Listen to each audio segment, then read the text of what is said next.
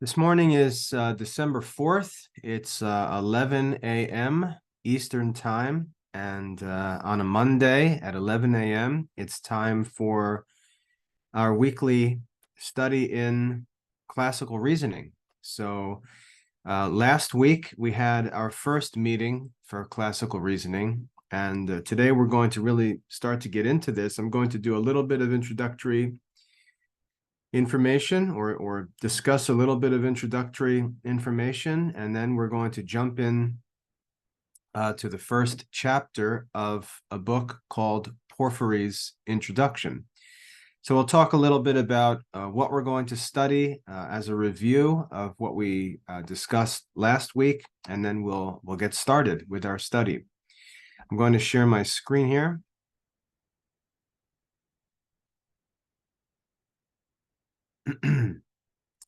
All right, we can see on the screen that this is a document that I prepared titled An Overview of Philosophy. And we've talked about this in the past. We've said that philosophy is the love or pursuit of wisdom.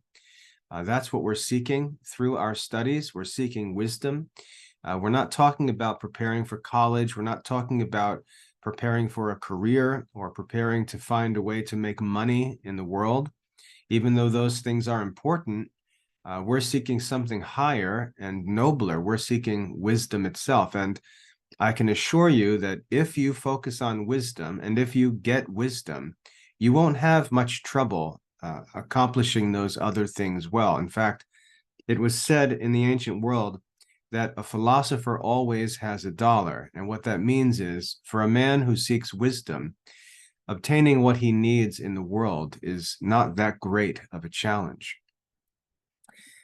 So we shouldn't be afraid of devoting ourselves to wisdom as if we're going to miss out on something else. In fact, many people seek first material things, wealth or careers and things like that.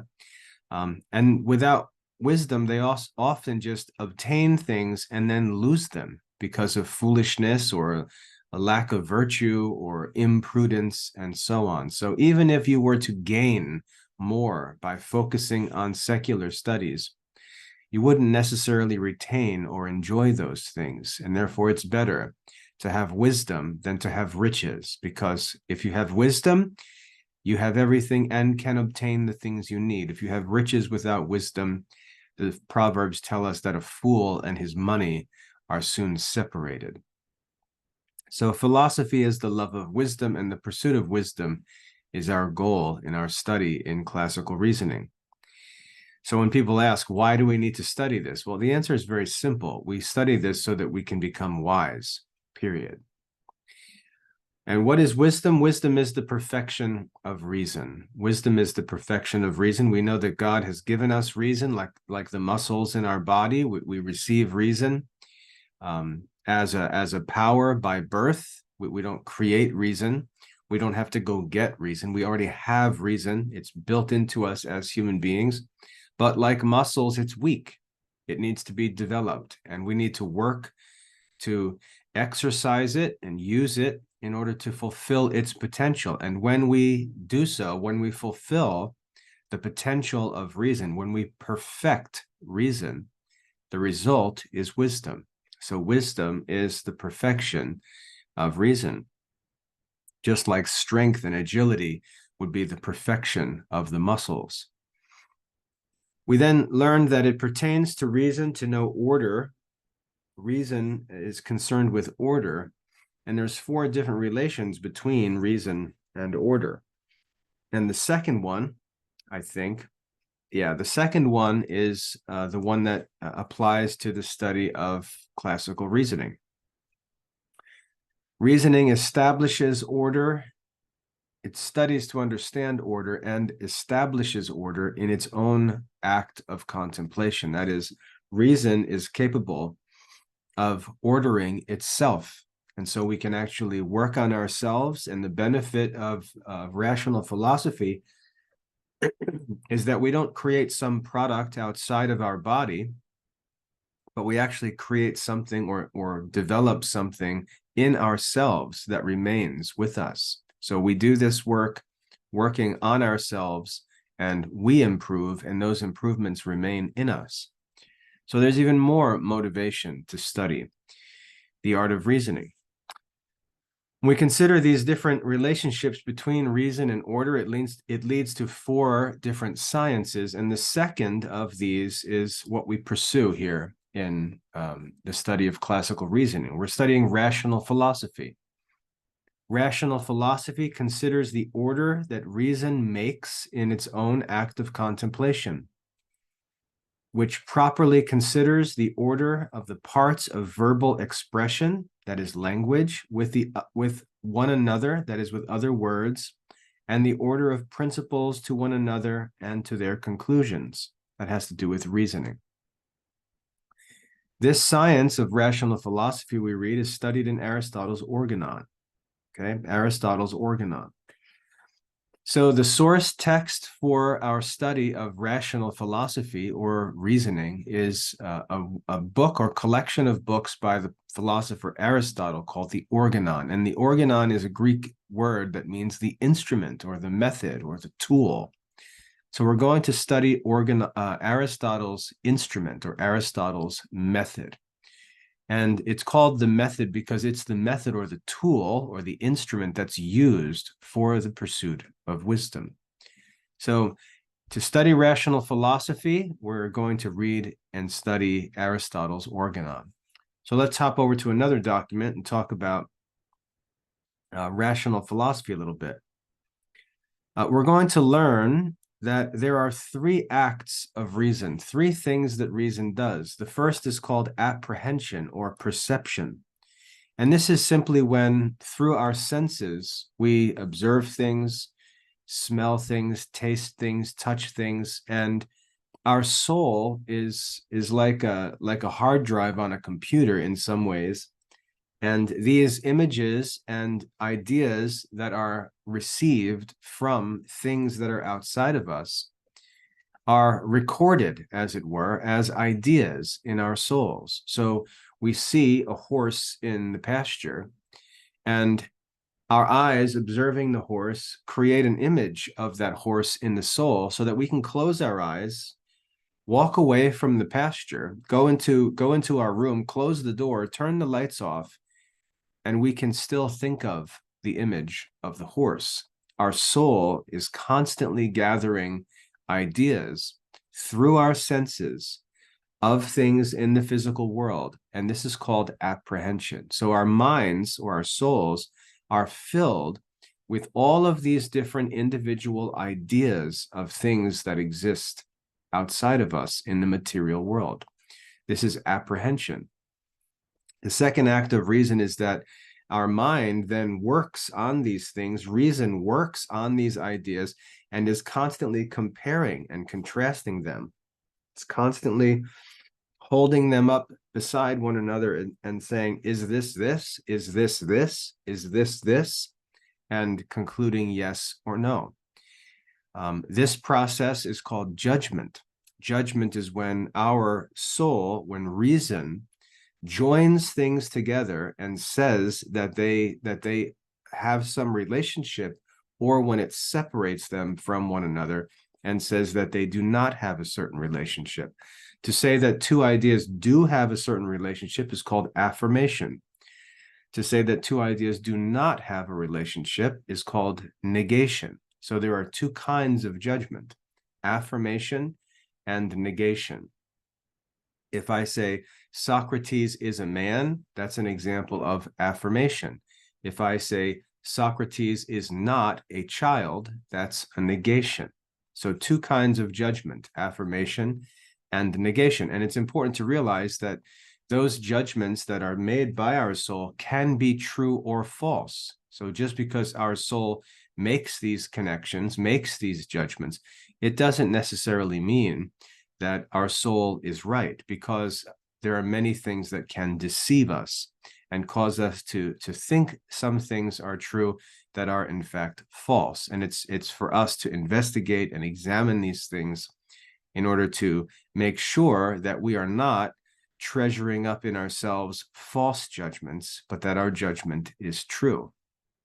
So the second operation of the mind, or the soul, I should say, is judgment. And then the third is reasoning. So After our soul has made these affirmations or negations, reason continues to work on these things, no longer holding up ideas and comparing ideas to each other, but now comparing those affirmations and negations, or propositions, comparing those propositions. And what reason is able to find is that sometimes when judgments are joined together, there's a certain relationship that exists between those judgments that leads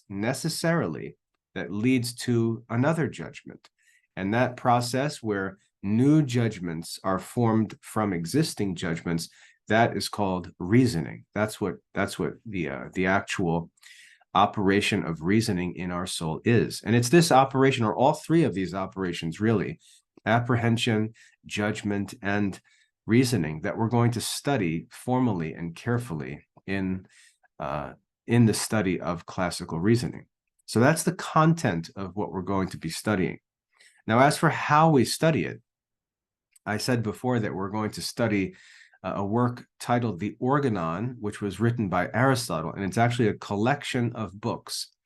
And these different books teach the science of these different operations of the soul.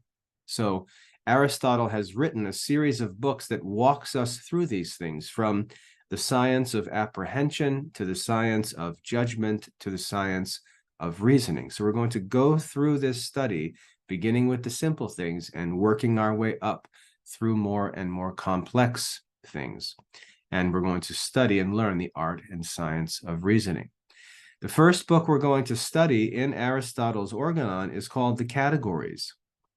And you can see here that under apprehension, we read, this act of reasoning, that is the act or operation of apprehension, this act of reason is studied in Aristotle's Categories. So our study of classical reasoning needs to begin with the study of Aristotle's Categories. That's goal number one. And if you want to, you can read through the rest of this to read what the other books of the Organon are for. And there's a couple other books included in there, namely Rhetoric and Poetics. So I recommend this document, this overview of rational philosophy document, for students who are getting started in reasoning. Read through it, and you can understand what our plan of study is going to be through all of the reasoning courses in the Classical Liberal Arts Academy. But to get started, we need to read Aristotle's Categories. Now, there's a problem with Aristotle's Categories because it's a very difficult book. It's a very difficult study. The ideas that are presented to us in the Categories are very difficult for us to understand. We have to remember that in around 350 BC, the science of reasoning did not exist. Aristotle actually discovered and explained the art of reasoning. So when we study Aristotle's Categories, we're studying a very important book and it's important for a number of reasons. First of all, it's important because it teaches us the science of reasoning, the first part of reasoning. Well, that's certain. But it's also important because it's a significant historical book because of the breakthrough that Aristotle made in understanding human reasoning. So many of the ideas that Aristotle is explaining in the Categories and in the other works of the Organon are being explained for the first time. And you can imagine when one of the wisest men who ever lived in human history is trying to explain ideas that he himself is establishing through his own study at that time, it's going to make for some difficult study. And that's true of the Categories. It's a difficult study. In fact, in ancient times, men would boast if they were able to study and learn the Categories without having the help of a tutor, because it's a real test of our intellectual ability and our ability to study. So the Categories are very difficult, and really for most people, for most students, they'd be impossible to understand. And that just goes on to be true of the other books as well. On interpretation is very difficult, and so on. Now, fortunately, in early Christian history, there was a philosopher named Porphyry. He was not a Christian, He was a Platonist, so he was a follower of Greek philosophy who lived during Christian times, very early in church history. He was a teacher, and he knew how difficult the categories were for students to learn, and so he wrote a book for his students, for people that he knew and worked with. He wrote a book that was titled An Introduction. It was called Isagoge, which in Greek just means introduction. And what it is an introduction to Aristotle's categories and to the Organon of Aristotle in general. So in our classical reasoning courses, we begin with Porphyry's introduction. We work our way through Porphyry's introduction. It's not a very long book. And then having learned and understood the ideas explained by Porphyry to get us ready for the categories, then we get into the categories and the rest of the Organon, and we sort of hit the ground running. We get into the Organon of Aristotle with more understanding than we normally would have, especially living in the modern world where we're so separated from these ideas, and they're understood by very, very few people. So our study in classical reasoning is going to begin with Porphyry's introduction to the Organon of Aristotle, and that's where we're going to get started here. Just to give you a quick overview of the Organon, Aristotle is the author. You can see here on the screen that he lived from 384 BC to 322 BC, so 350 years. If we sort of take an average number or round it off, the life of Aristotle, it's safe to say 350 BC. That is, he lived 350 years before Christ. He wrote the Organon, which consists of 6 books, and you can see them listed here from 2 down to 7. The Categories is the first book. On Interpretation is the second book. Prior Analytics is the third book. Posterior Analytics is the fourth book. Topics is the fifth book, and a book titled Sophistical Elenchi, or Sophistical Refutations, is the last book. In that last book, we actually study false arguments, and Aristotle teaches us how to identify, how to recognize false arguments, which are called fallacies, which is very useful, but that's saved for last. So we've got the 6 books of Aristotle's Organon, and then at the beginning of that list, you can see the book we're going to get into first, which is Porphyry's Introduction, and you can see the time when Porphyry lived, 233 to 309 AD. So if Aristotle lived in 350 BC, and we say that Porphyry lived in 300 AD, they were separated by about 650 years. Okay, so Porphyry is commenting on Aristotle's Organon 650 years after they were written. And it's important again to note that Porphyry is living in the early Christian era, but he's not a Christian. Okay, he's a Platonist philosopher who doesn't believe in Christianity, but he does follow the teaching of Plato, and he comments on the writings of Aristotle. Okay, so that's an overview of what we're going to be studying, beginning with Porphyry and then getting into the Organon with the categories and working our way through. All right, that's our plan for study. So if we go to the first lesson in classical reasoning, we come to the introduction of Porphyry, which you can see on your screen, and chapter 1. Let me try to zoom in on this a little bit. Actually, I think it's big enough, but let's just make it easier to read. So we can see the introduction of Porphyry, and we're in chapter 1. And it's a relatively short book, as I said. The chapters aren't very difficult to read, but the ideas that are introduced are difficult to understand. And even though Porphyry is giving us an introduction here, it's still not easy. It still takes work, but it's much easier than it would be for us to jump into Aristotle. I want you to note about this book, you can see that there's larger print. That's the actual text of the book. The smaller print is just all commentary and footnotes by the translator of the book. And And I recommend that you ignore the notes. There's no reason for you to study the notes. I'll explain what needs to be understood.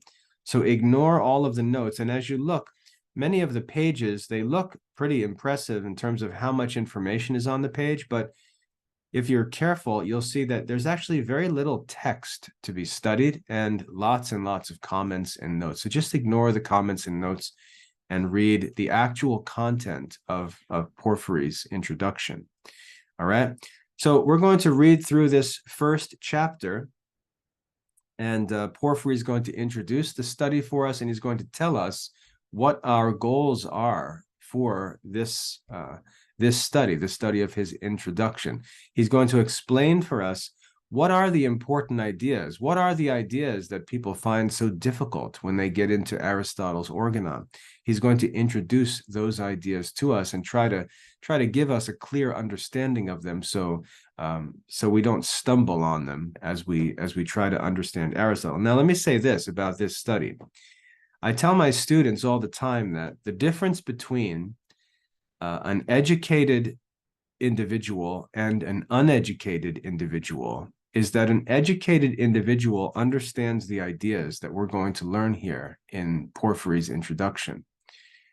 We're going to learn ideas in this introduction that if you learn them, they're going to change your life. They're going to change your mind. They're going to organize your thoughts in a way that no one else's thoughts are organized. They're going to begin to form in you wisdom.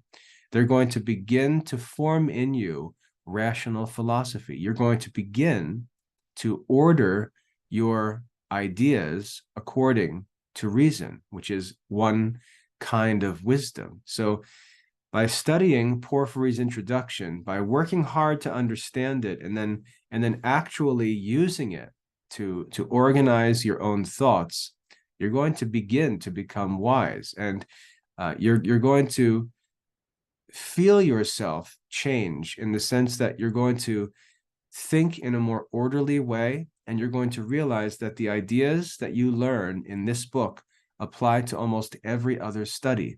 Students who don't learn this never understand it, and they always remain as uneducated people. Even though they may spend lots of time in school and read lots of books, their minds are never rightly ordered.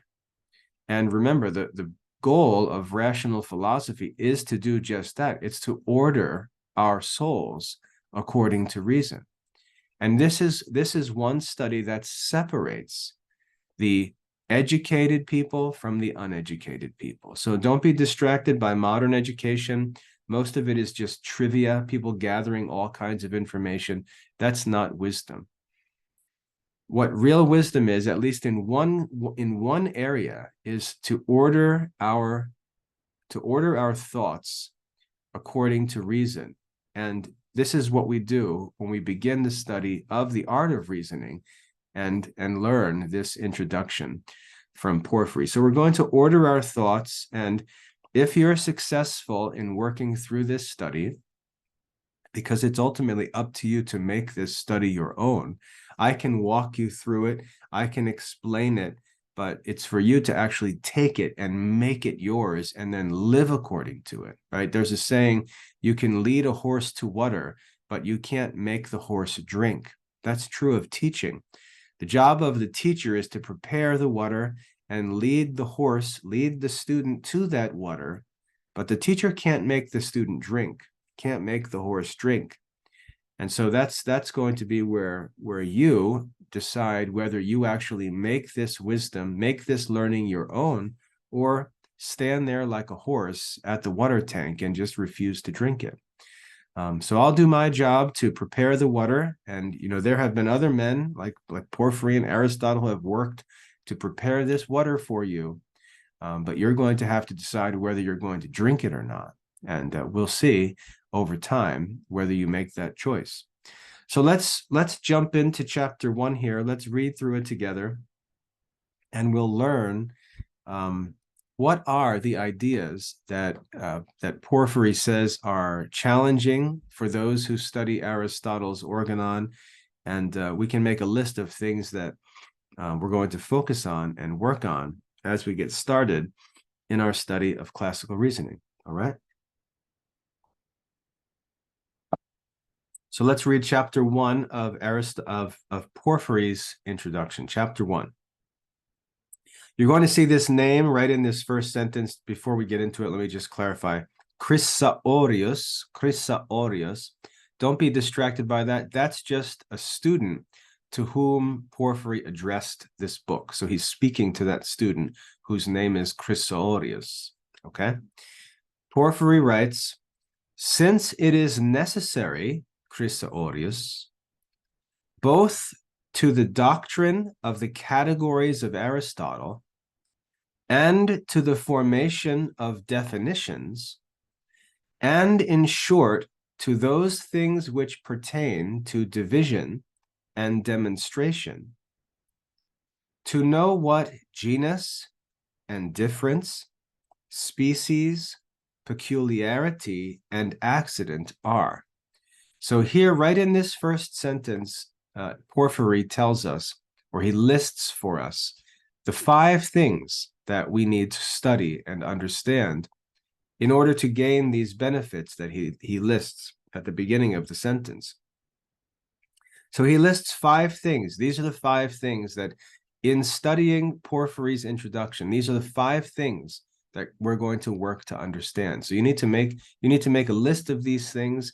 This is part of the assignment for this lesson, but make sure you see these 5 things, 5 ideas, 5 concepts that Porphyry says we need to understand in order to study or understand the doctrine or teaching of the categories of Aristotle. The first thing we need to know, he lists here for us, the first thing is genus. We need to understand what genus is, what the idea of genus is, how Aristotle uses this word genus, what it means. Because if we don't understand the concept of genus, which Aristotle may take for granted sometimes, it's going to be difficult for us to understand what he's talking about. So the first thing we need to understand is genus. The second thing is difference. And you may think, well, I know what difference is. That's pretty simple. Like yellow is different from red. But difference is a little more complicated than that. He's asking, for example, if we take a category of things or class of things like animal, and we ask into what different categories can we divide animal? You have to be able to identify what's called a specific difference that actually divides animals into different classes. And identifying that difference is actually very difficult. So we need to understand genus, which is the name for a class of things. And we're going to study this in detail. And then secondly, we need to understand what difference is. And again, we're not just talking about difference in common language. We're talking about difference in reasoning. It's something special and important. So genus is number 1, difference is number 2, and third is species. Species. Now, you've probably heard the word species before, because if you've got a pet, you hear the word like different species of animals, right? And we've got to understand what species are, and we're going to study that in detail. But 3 things so far: genus, difference, species. The fourth is peculiarity. Peculiarity. And again, you've heard the word peculiar, but peculiarity is something that we've got to understand very clearly in reasoning, because it's a concept that actually is very important. Genus, difference, species, peculiarity, and lastly, accident. Accident is the 5th thing. And once again, you've heard the word accident before. You can think of what an accident is. If a little child can't control himself and he goes to the bathroom in a place where he's not supposed to, or wets his bed while he's sleeping, we say that he had an accident.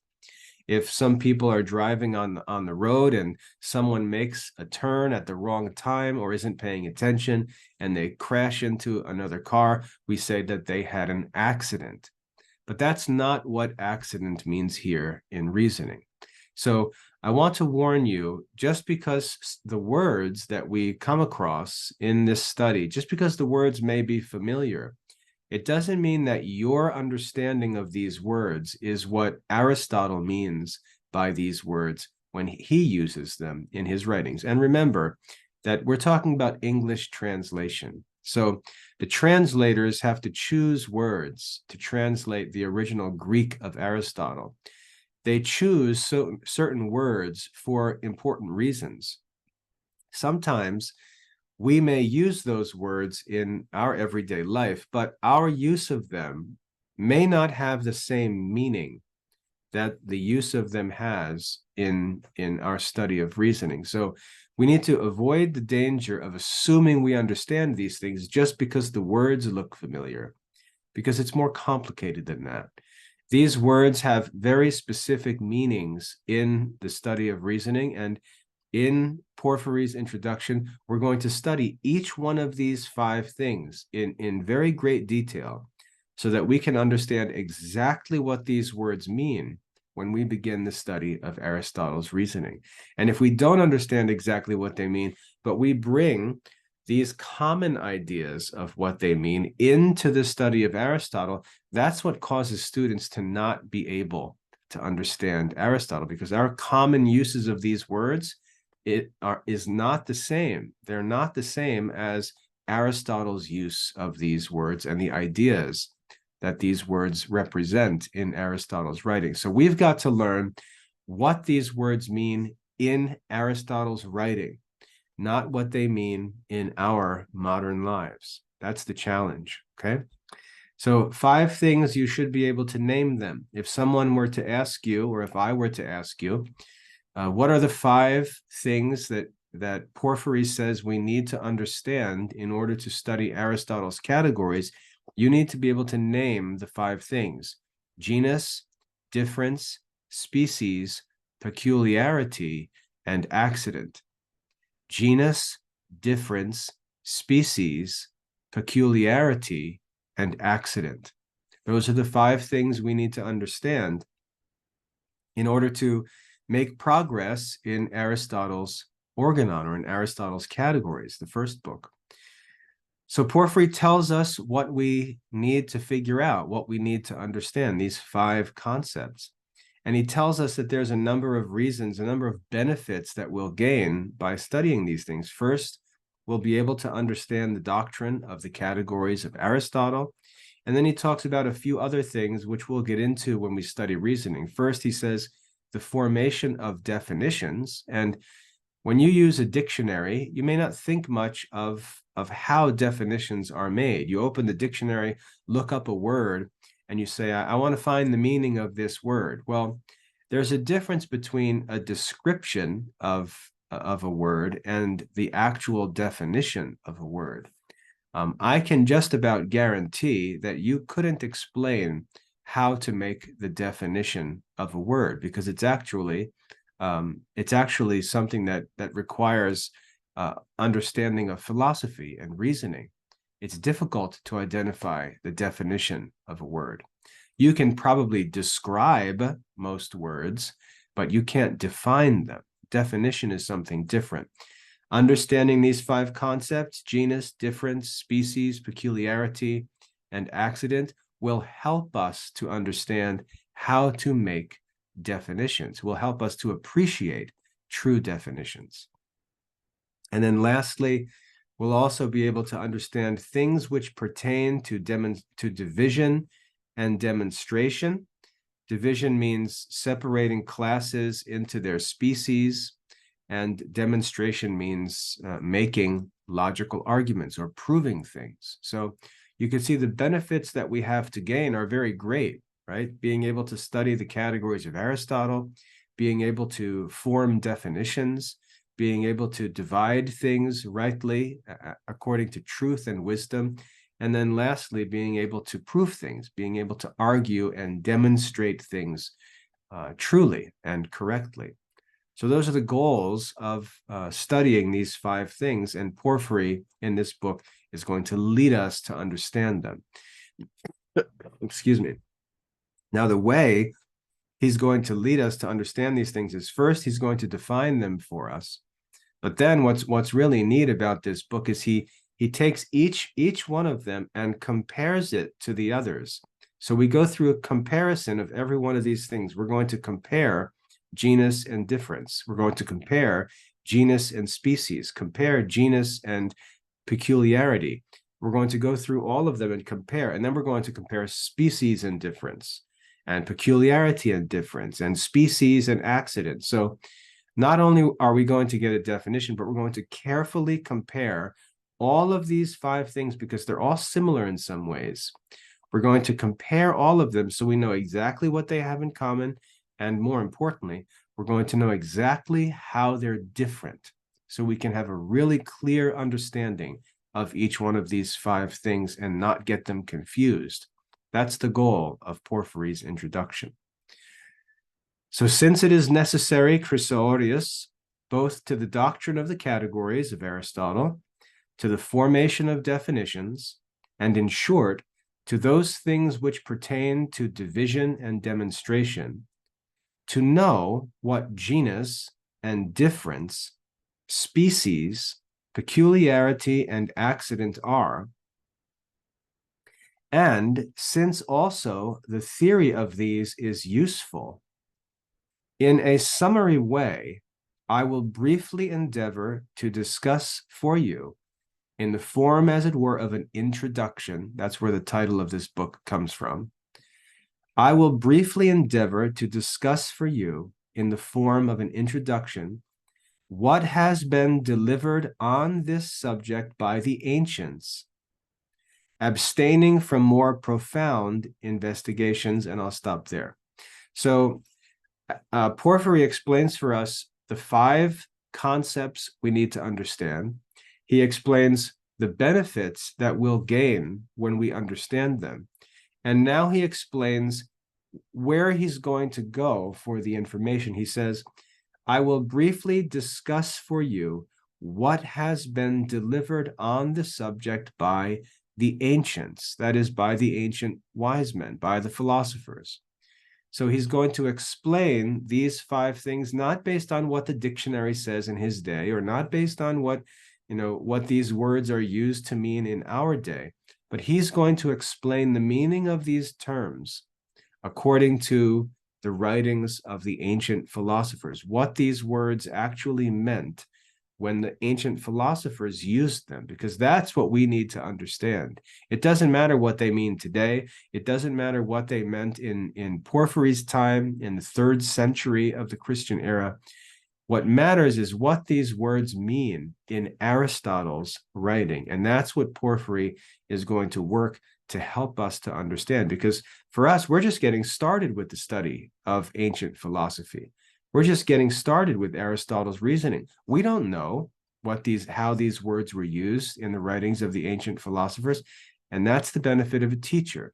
The teacher, like Porphyry, is an experienced guide who has already been in and through all of these works, and he can help us to understand what those works have to say about these things to help us to avoid confusion or avoid error. And that's why I always tell my students, my goal as a teacher is just to make your studies easier, to make them a little more efficient than mine were. That's really what a teacher is supposed to do. And that's what Porphyry is working to do here in this book. So he's going to explain for this student who has not studied the ancients yet, he's going to explain what has been delivered on this subject of these 5 different things, which we're going to call them the Predicables, and you'll understand why in a little while. But we're going to understand what the ancients have said about these 5 things. So a student can go into Aristotle's categories thinking of these terms the way that Aristotle thought of these terms and expected his own students to think of these terms. So that's what Porphyry is going to do for us. He says, abstaining from more profound investigations. In other words, this is going to be an introduction. So we're not going to answer every question and dig into every issue, because some of these issues, some of these questions are really complicated. They're deep, they're profound. The word profound means deep, complicated, difficult. So we're not going to get into all of this stuff because it would be too much for you, for new students. We're just going to go over the important information as an introduction to get you started so that you can then get into the study of Aristotle. And you've got plenty of time. Once you're into Aristotle's work, you've got plenty of time to learn all of these things in detail. But the goal of this is just to help make an introduction, okay? So we're going to avoid more profound investigations, but appropriately directing my attention to such things as are more simple. We're just going to focus on these 5 concepts, and we're going to study them in a way that's helpful for beginners, all right? Porphyry goes on to say, my meaning is that I shall omit, I will not speak about genera. And just so you know, the word genera is the plural form of genus. So the word genera is the plural form of genus. So remember, genus and genera, same thing, singular and plural. I shall omit to speak about genera and species. That is, whether they have a subsistence in the nature of things or have an existence alone in the mere conceptions of the soul. Now, you can see that that's complicated philosophical language. He's talking about these ideas of subsistence and existence. Well, we're not ready for that stuff yet as we get started in this study. So he says, we're not going to talk about things like that. We're not going to get into these profound issues that relate to genus and species. We're going to talk about them in a simple way as an introduction. So he gives an example of some of the things that might be considered more profound.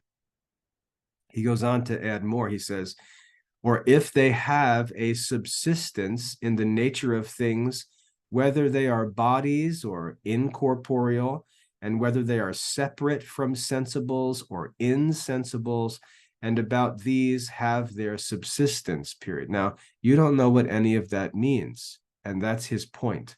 We're not going to study some of these profound issues.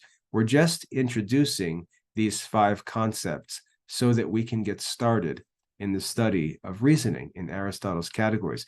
Now, the reason why it's important for a teacher to do that, to explain to a student that we're just going to go through the basics here, we're not going to get into more profound questions, is so the student doesn't become arrogant. Because what many teachers do is they don't explain this to their students, and then they have a class where they introduce students to certain ideas, but they don't make it clear to the students that we're barely scratching the surface of this subject.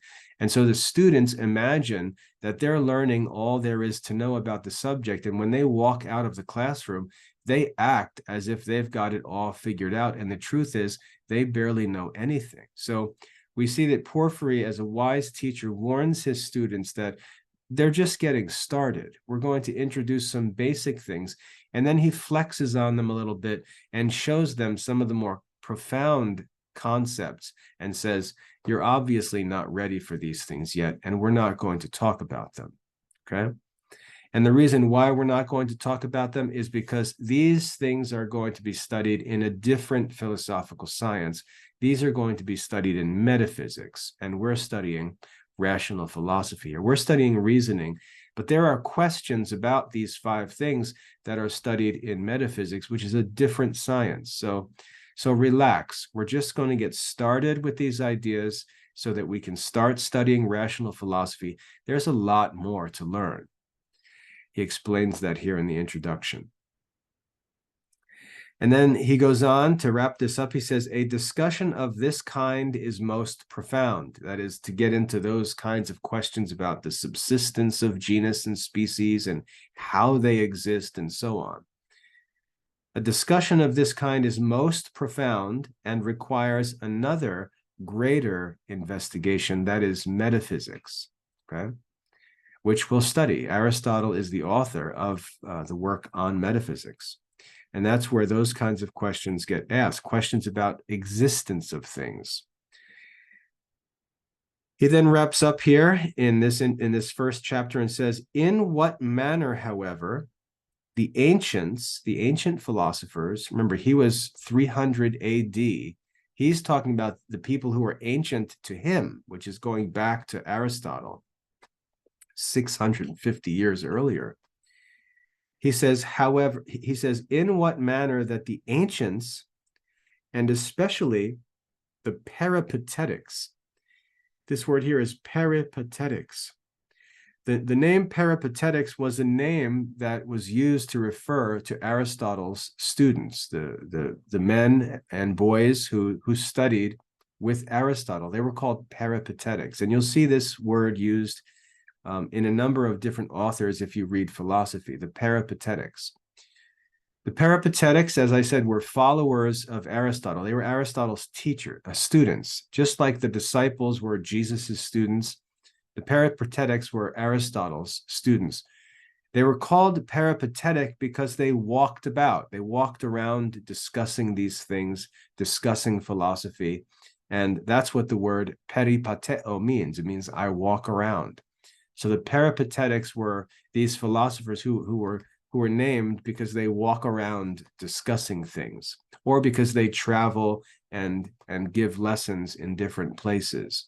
But that's what the peripatetics are. They're just the followers of Aristotle. So he says, in what manner the ancients discussed these things, and especially the peripatetics, the followers of Aristotle, and the other proposed objects of inquiry in a more logical manner, I will now endeavor to show you. So in chapter 1 here, Porphyry gives us an introduction to his introduction. He explains what the goal of the introduction is, to explain for us these 5 important concepts. He tells us what the benefits are that we can gain by understanding these 5 important contexts. He then limits the study and tells us what he's not going to get into. He's not going to get into questions that belong to metaphysics. And he tells us what his sources are going to be. The sources of his teaching are going to be the writings of the ancient philosophers, and especially the peripatetics, or the followers of Aristotle. So he's going to give us an introduction to these important ideas from the writings of Aristotle and Aristotle's followers, to prepare us to understand the meaning of these words as they're going to be used by Aristotle, so that we can get started studying the categories and do so in the easiest way possible with as little trouble as possible. So that's the purpose of the introduction of Porphyry. Make sure you can name those 5 things, right? Because they're going to be our focus, and we're going to study about them for the next 13 chapters or so. So genus, difference, species, peculiarity, and accident. Memorize them on the fingers of your hand. Genus, species, or I should say genus, difference is the second one he listed. Genus, difference, species, peculiarity, and accident. Genus, difference, species, peculiarity, and accident. GDSPA. GDSPA. Learn them on your fingers. GDSPA. Genus, difference, species, peculiarity, and accident. So in the next lesson, in chapter 2, we're going to just dive right in and start learning about the first one and the third one, genus and species. So at this point, you should understand, going back to our introduction, you should understand what philosophy is.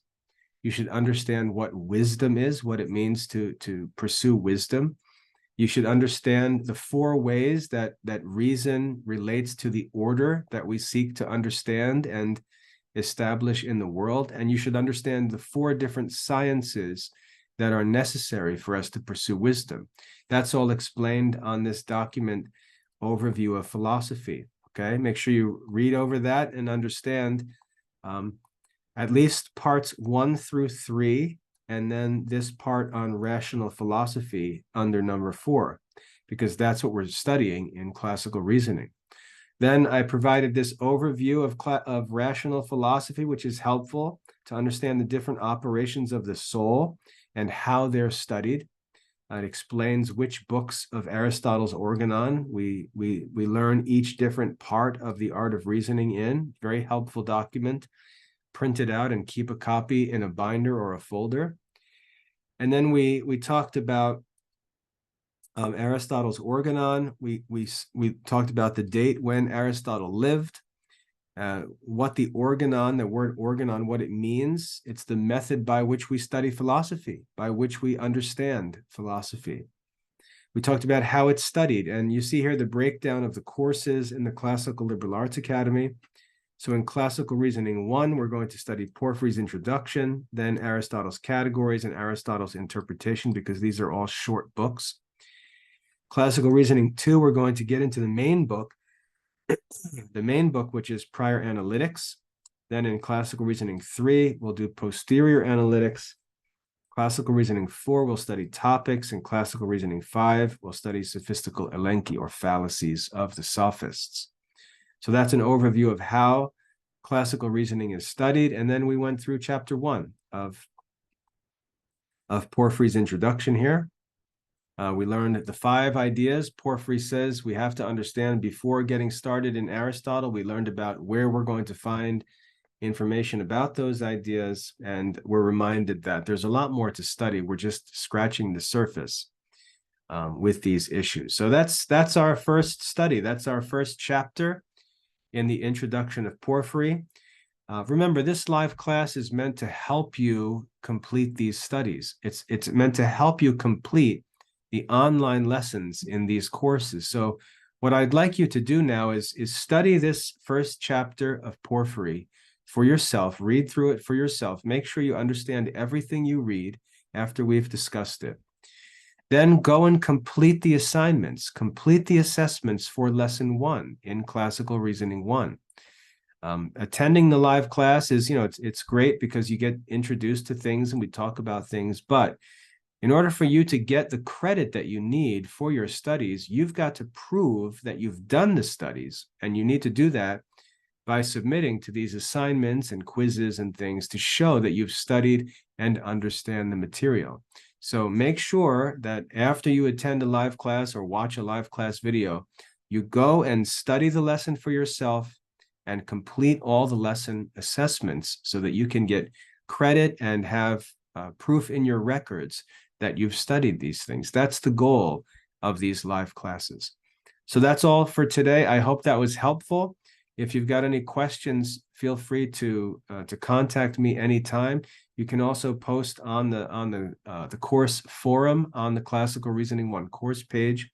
But this study of Porphyry's introduction, it's challenging for sure. It's challenging. It's harder than coloring in a coloring book, but it provides us with an easy ramp that helps us to make our way into Aristotle's categories.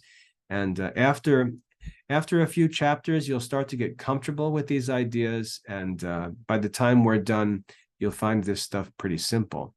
And like I said before, when you learn these concepts that Porphyry explains here, you're going to separate yourself. Maybe for the first time in your life, you're going to separate yourself from the crowd of common people who don't understand these things.